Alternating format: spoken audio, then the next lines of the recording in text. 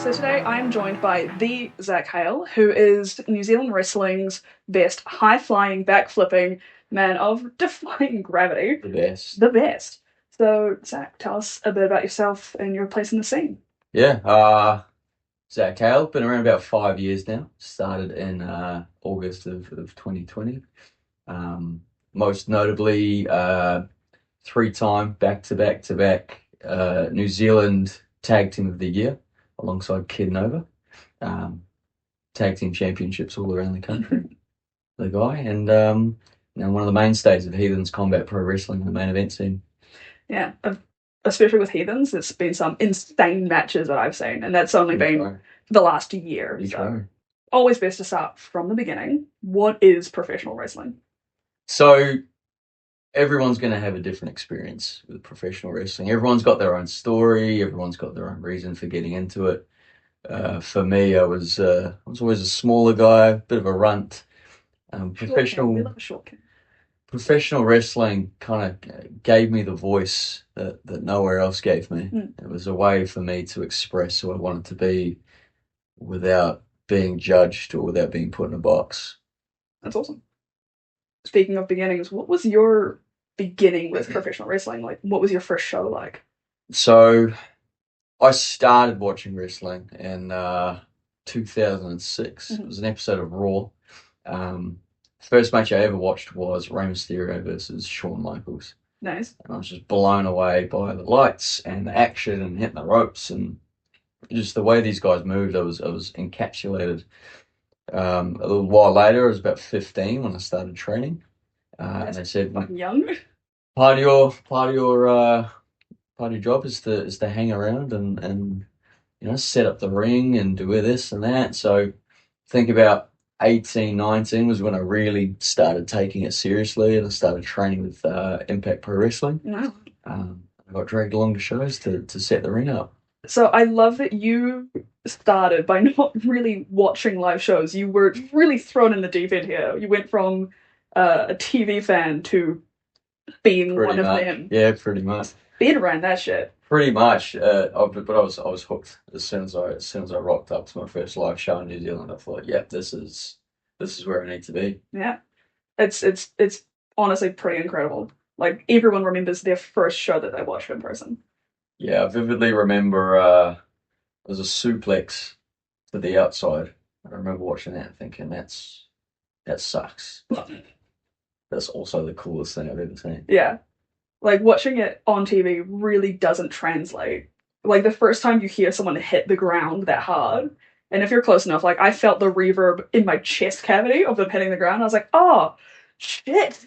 It's an entirely different experience watching it live. You get attached to these characters because you've seen them. You develop this connection in a way that you can't do it through a screen. It means more, and you feel the guys next to you, and the people in front of you, the people behind you. You're just in this environment where it's all about what's happening right in front of you. You don't have these outside distractions. Yeah, like a zone where everyone's here for the same reason, to just enjoy wrestling.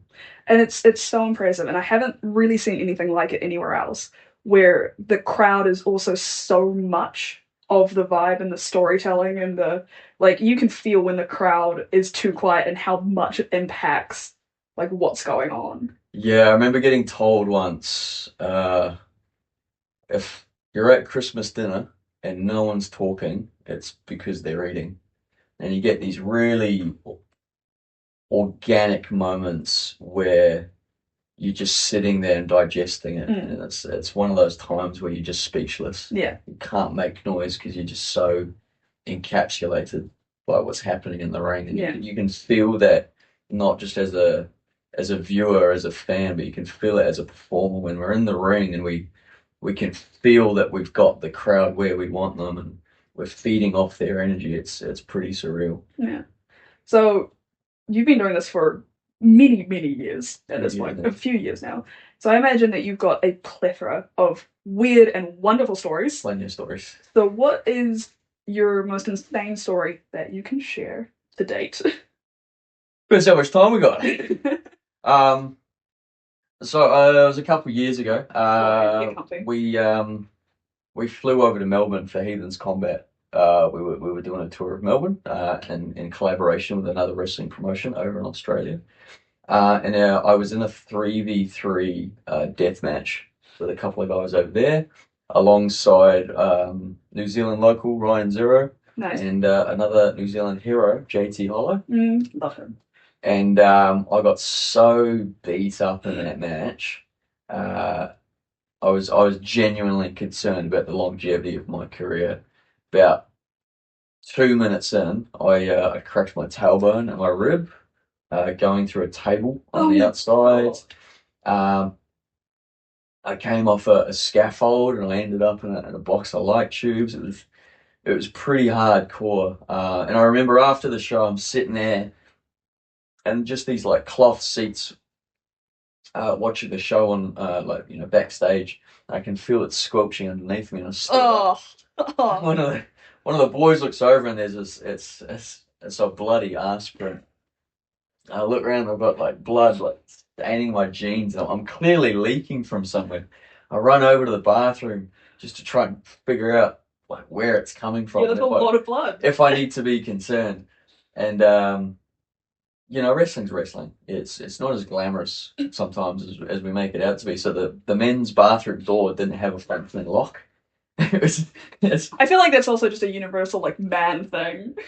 Oh, I don't know. I've been in plenty of bathrooms with functioning locks, but this one just didn't have it. So I was too desperate. So I run into the bathroom and I'm like bent over, pull my jeans down just to see like if I can find out where this blood's coming from. Mm-hmm. Just so happens my tag partner Kid Nova walks in, and I'll never forget the look on his face. He's just, buddy, let me have a look.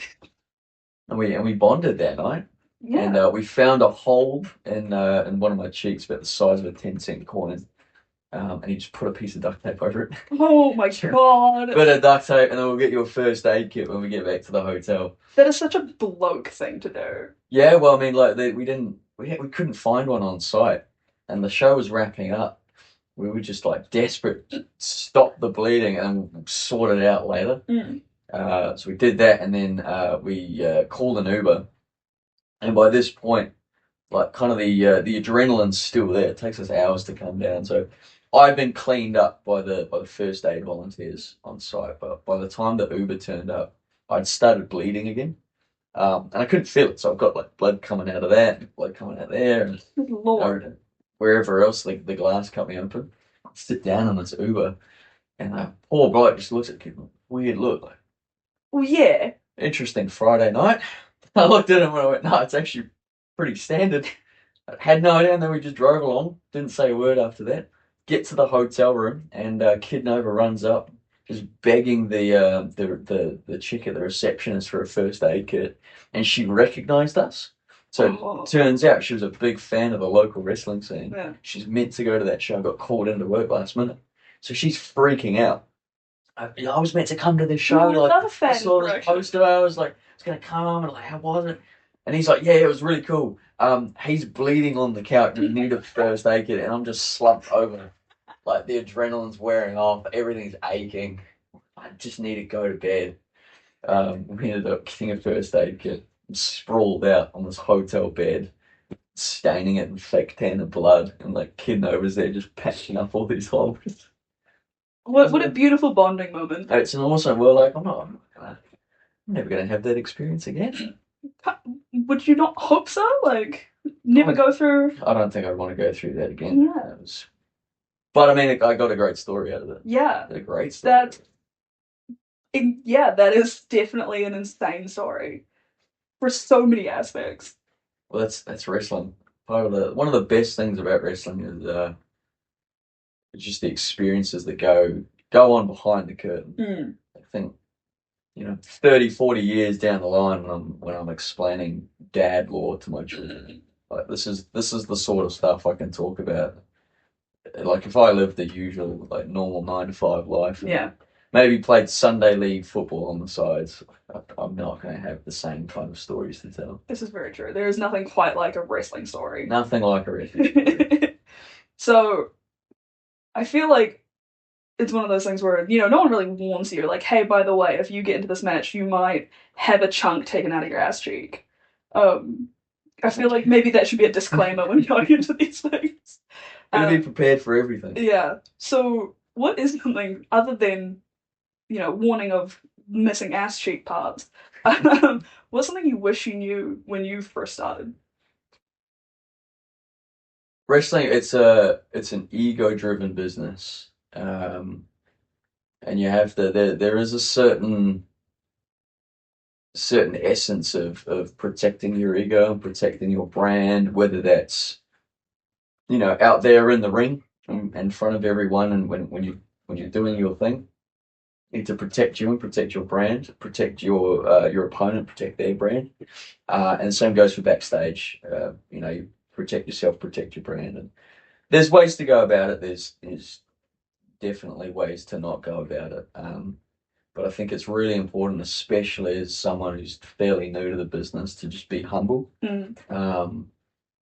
Which I mean sounds pretty boring, pretty standard, but if you can just humble yourself a little bit, especially first year, 2 years, every piece of feedback you receive, every piece of criticism you receive, there's always learning in that. It's really important. Just take it on board, understand where these people are coming from, and try to find the learning and the constructive criticism and what they're trying to get across.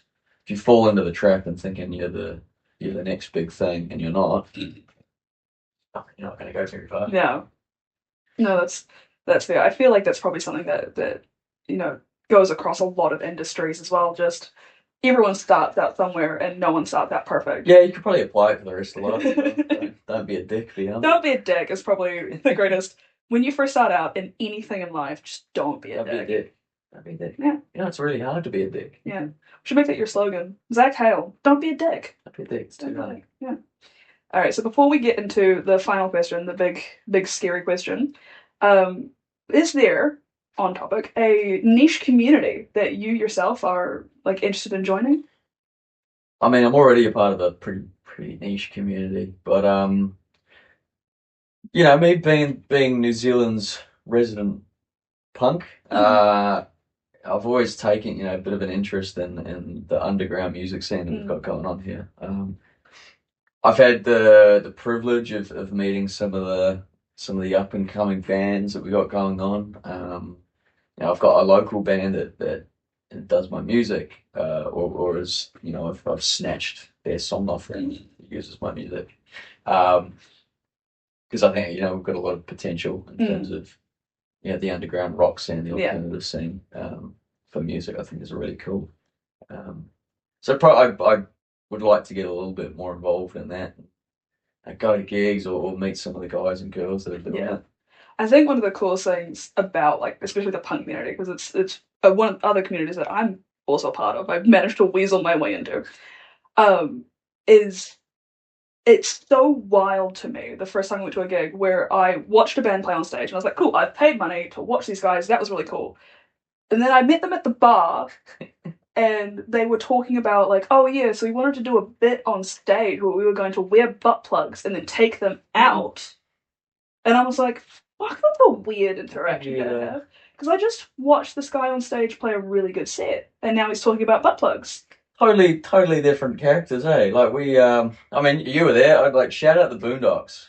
Shout out the Boondocks. Love the Boondocks. We stole one of their songs that we were using for a while. We had the privilege of featuring in some upcoming work that they're doing, and just hanging out with some of those guys. It wasn't just the Boondocks, but it was members of other bands like Pink Plate. Half of the people there were in another band. Hung out with some of the Pink Plates boys. They're a weird bunch. They're an awesome bunch. Yeah. But, lovingly, they're a weird bunch. After it was nothing what I would have expected. Yeah. This is awesome.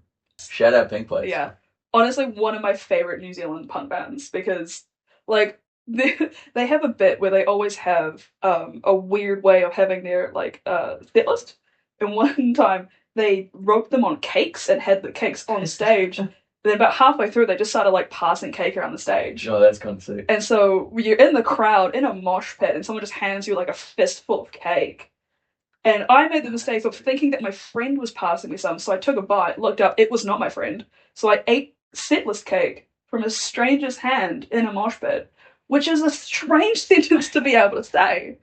So I definitely think the punk community is one of those places where you go to if you want to be able to have insane stories like your wrestling. Yeah, it's another cool story. Yeah. You wouldn't be doing that No. if you're some square. No. Like, like even retelling it, I'm just like, did that really happen? Or was I just really, really just it's a dream. A fever dream. The whiskey induced dream. Yeah. I feel like a lot of wrestling and punk is kind of just a weird fever dream of experience. Any super niche community. Yeah. It's going to be an amalgamation of really out there experiences. Yeah. I want to know what the insane stories are from like the crochet community.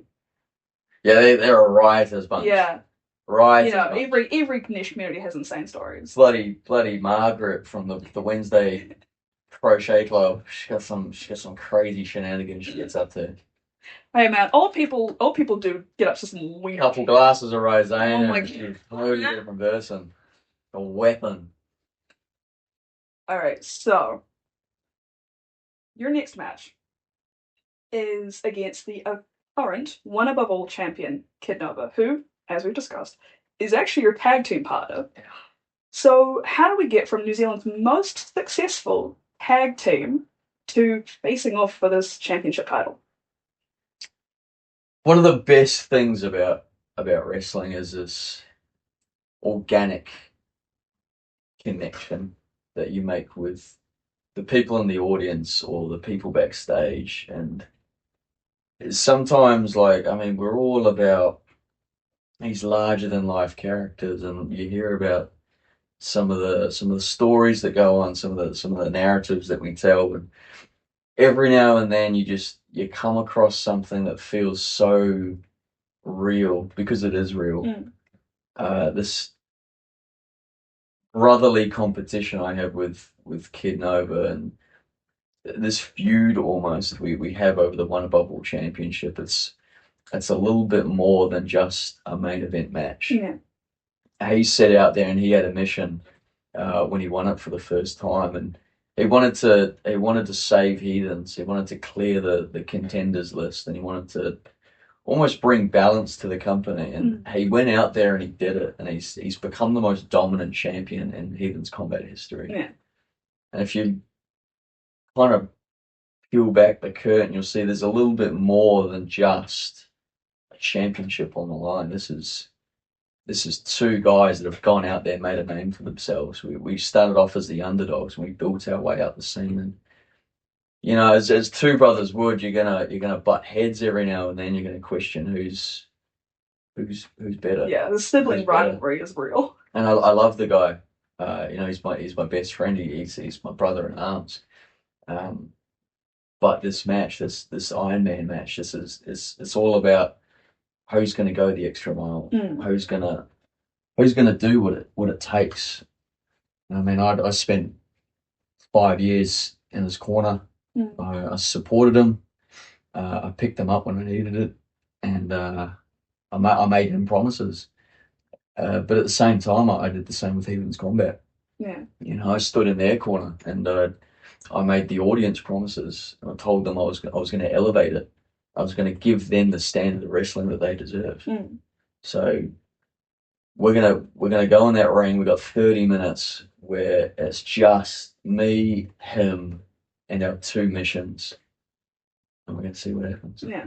So how do you mentally go into preparing to fight someone who you've stood beside and fought with, and who you guys have trained together for years? You fought together for years, so you both know all of each other's moves. Like, how, obviously probably don't want to give too many spoilers for your game plan here, but how do you go into this with a way to get on top? Now, wrestling's it's a combination of, it's almost playing chess, but it's also just, it's two blokes having a fight at the end of the day. It's, you know, it is a job. Yeah. You know, we go out there, we get paid, we have to do this. I don't really want to punch him in the face, but I have to.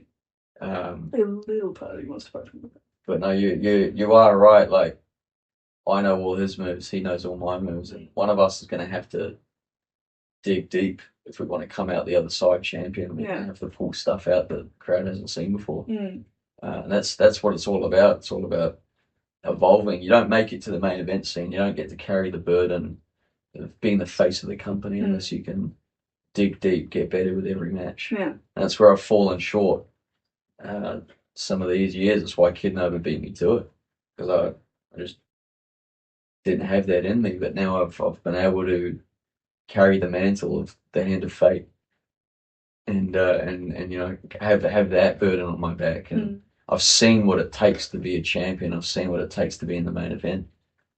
So I know what I'm getting myself into, and I'm pretty confident of my chances. Yeah. I mean, the speech you gave when you came out to officially challenge Kid Nova was a very emotional moment for, I imagine, yourself, but also everyone watching. Even if you didn't really know the lore, there was so much like raw feeling behind what was being said. Yeah, I didn't cash in my chance because I wanted to rob him or because I thought I deserved more. I cashed in the Hand of Fate opportunity because I respected him. Yeah. I don't remember a time in recent history where we've had a champion that has shown up the way that Kid Nova has, and if I want to be the next guy, I can't think of a better opponent than Kid Nova. No, it's going to be one hell of a fucking match.